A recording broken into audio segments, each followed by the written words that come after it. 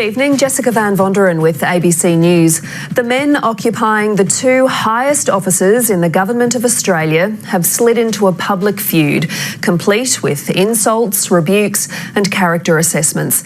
The Prime Minister's stern denunciation of Barnaby Joyce's marriage-busting affair has been met with an astounding response from the Nationals leader.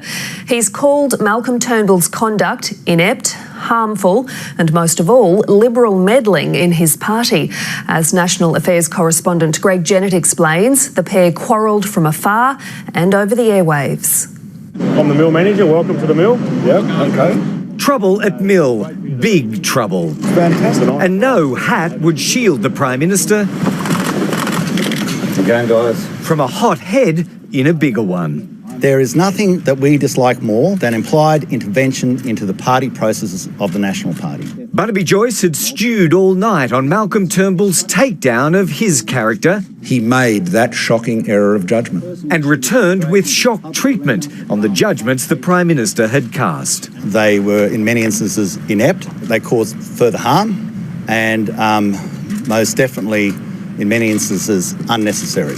After a week of personal and political pain, wounds were now weeping. I listened to it and I thought that was completely unnecessary. All that's going to do is basically once more pull the scab off. The Deputy Prime Minister called the Prime Minister inept. Surely we have to respond to that. Malcolm Turnbull had spoken to his deputy last night but was completely blindsided by his news conference. I stand by what I said yesterday. He'd said Barnaby Joyce should reflect on his position, widely interpreted as an attempt to lever out a resignation. I have not called on him to resign. I have not asked him to resign. Why won't you resign? This was a personal issue that's been dragged into the public arena, and I don't believe people should be resigning in any job over personal issues. An immovable deputy and an unapologetic Prime Minister trading barbs shatters the notion of stable government, exposes the pretense of a healthy partnership My friend, my partner, Barnaby Joyce. and threatens the coalition itself.